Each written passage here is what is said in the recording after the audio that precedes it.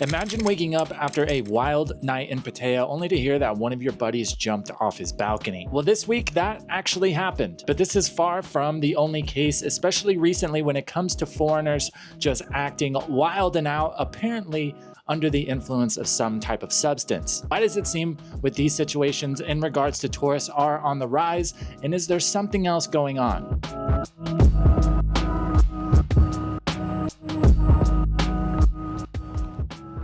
How's it going, guys? Welcome back to the channel. I hope you're having a wonderful day. This is gonna sound crazy, but it is actually a somewhat chilly day here in Pattaya. I went to get coffee this morning. It was 73 degrees. I actually had to wear a flannel. I don't think I've worn a long sleeve shirt and pants since I've been in Thailand for over 3 years at this point. Anyways, in today's video, I actually found this story while we were perusing for yesterday's video, but I figured with this story in light of a few others that we've covered, some that we haven't, there definitely seems to be an increase in these wild situations that are involving tourists. And a lot of the times, you know, minus some very extreme mental breaks, the thing that seems to keep coming up is these people are under the influence of some type of substance. So in today's video, I want to dive into that a little bit. We're going to cover this recent story as well as look at a few others and see if we can discern why this seems to be happening more and more frequently. Now, before we get started, do not get me wrong. I have had my years. I used to be a full-time DJ as well as a bartender. So I used to ride the party train, man. Trust me, I have done my fair share. I've been around it plenty and I've seen some pretty wild stuff happen. But when we look at these stories today, they kind of stand alone. That's what really drove my interest to wanting to dive into this a little bit more. So let's dive in. Let's get into this first story. Coming to us from the Tiger, American tourist on substances leaps from Pattaya condo balcony. An American tourist in Pattaya was seriously injured after leaping from a second floor balcony while allegedly under the influence. The incident occurred around 8:16 a.m. on Tuesday, November 18th at a condominium on Soi Thapaya. 7 rescue workers from the Sawang Borabun Tam Masatan Foundation rushed to the scene after receiving reports of a man falling from the building.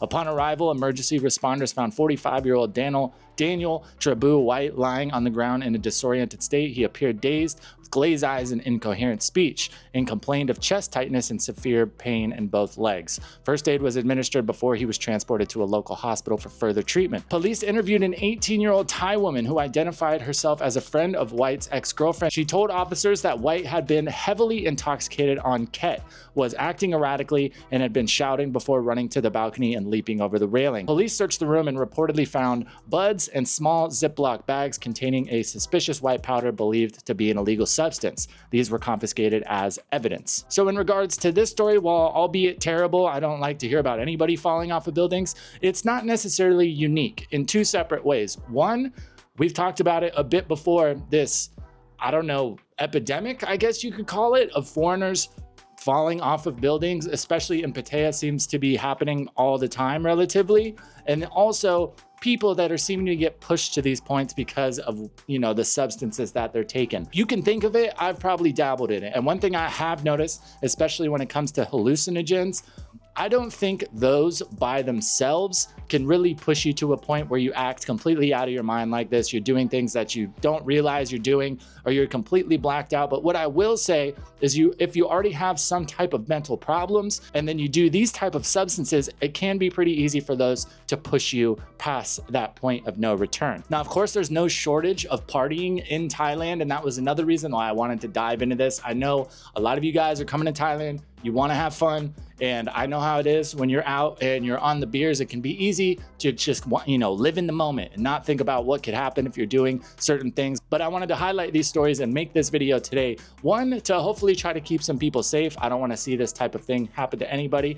And 2, for you to really understand where this can lead, especially in Thailand. If you go this route and things go wrong, it is more than likely going to end up a lot worse than you think. And like we mentioned, it seems these stories are becoming more and more prominent. Now you might be saying people have been going to Thailand forever and partying, and there's always, you know, been stuff in the area that people can take that's illegal. And while yes, that is true, researching this video, I dived in and I looked at every, you know, news report that I could find from the past 20 years. And it definitely seems like there is an increase in this over the past year or two especially. And just for a few examples, earlier in the year, the Pattaya police raided a pub and found 39 Chinese tourists that tested positive for use. A 60-year-old American was caught at Phuket airport trying to smuggle 6.6 kilos of black tar out of the country. And then as well, if you've been following the videos, you know, just in the past 2 or 3 months, there have been 3 different cases of foreigners just being out in the street, mumbling, speaking gibberish, butt naked, trying to get into other people's cars. And, you know, while I understand that some people can have mental breaks that would push them to that point, you know, when I see things like that, I think substances. Another thing that I think could possibly be pushing people to this point, and you know, the substances are kind of just pushing them over the edge. If you're here for 2 weeks, you want to have all the fun you can, it can be easy to just kind of go on benders. And one thing that I noticed when I was, you know, involved in the scene, quote unquote, and was around this stuff frequently, it was always the people who weren't getting enough rest, weren't taking enough care of themselves outside of partying. Then when they did those things, those substances really took a toll on them in a negative light, especially because there are certain substances in Thailand that are relatively easy to find, that one of the biggest things about them is they keep you awake. And you know, that's very big where I'm from in Phoenix. You see those people everywhere, and I've talked to them multiple times. I've talked to people that have been up for literally weeks, haven't slept at all, and they are completely off their rockers. So this is the section of the video where I want to hear from you. I've put together a few things that I figured might be helping to kind of contribute to this recent increase of these situations, but I want to hear from you. If you have a different idea, or you disagree or agree with any of these, please feel free to let me know. So what are some of the contributing factors that could be causing this increase? Is it just accessibility?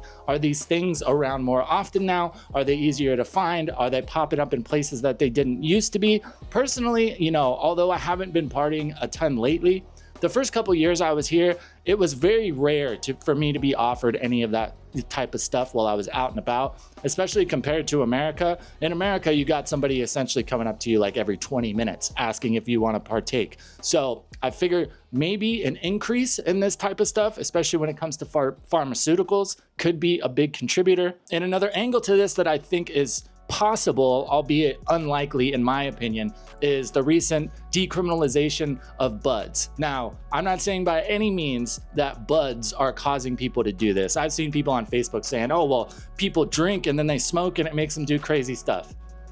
I have never seen that happen. The craziest thing I've ever done is eaten $25 worth of Taco Bell in one sitting. But one thing that comes with this, I think it's very possible that the decriminalization has kind of put it in some tourist's head that, hey, well, this is legal and we're allowed to party all the time, so we're just allowed to do everything. So maybe that could inhibit some people to kind of dive into things that they wouldn't normally do. Another possibility that I think is worth taking a look at is, of course, there's plenty of people, I would say the vast majority even, that come to Thailand, they got a good life back home, they're just coming out for vacation, they want to have fun, but at the same time, there are also a decent amount of people that come to Thailand running away from stuff. So if you're here for the quote unquote wrong reasons, you're in a new country, you don't really know anybody, it can be mentally taxing for sure. If you're on the run and you're kind of here against your will, you can't go home for whatever reason, I could totally see that some people would be turning to that stuff in order to try to feel better. But like we said earlier, if you're in one of those bad mental states and then you do these type of things,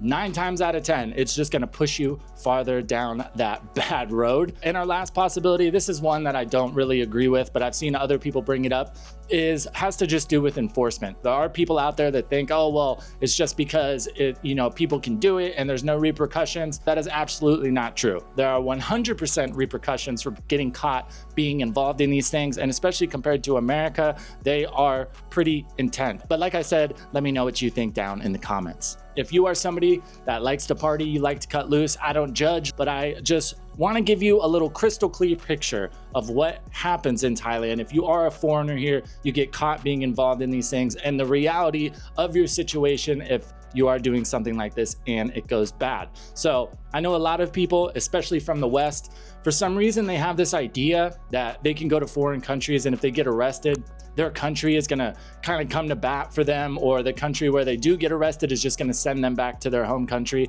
This is absolutely not true the vast majority of the time, especially when it comes to Thailand. Understandably, Thailand, when foreigners come here and break laws, they want to make an example out of them. They don't want other foreigners coming here and doing the same. So a lot of the time, as opposed to getting lesser sentences or, getting sent home, tourists can get even heavier sentences, especially when it comes to things like smuggling. If you get caught bringing stuff in or trying to take stuff out of the country, they are very serious charges. There's people doing decades for things like this. And also when it comes to getting involved with the police here, if they have suspicion, they can detain you, they can test you, they can hold you for up to 48 hours. So this isn't one of those things where you're like, oh, well, as long as I don't take it out, I'm good. So why do we seem to be seeing these type of cases more and more often? Is it an influx of the substances themselves? Is it an influx of tourists who are doing these substances? So what do you think? Why do these situations appear to be happening more and more often? And also, I would like to know what you guys think could help with it. Let's be realistic here. Let's not, no scorched earth policies. I don't think that's gonna happen at all. But I would love for this video to kind of open up the conversation, hear from you guys down in the comments. I really appreciate it. If you did make it this far in the video, thank you so much for hanging out. Day 20 of No Chill November. It has been a grind. A huge thank you to all you guys that have been keeping up with all the videos. There's a few of you that comment on every single video. I appreciate it. I recognize y'all. It means a lot. Thank you so much. I'll see y'all tomorrow.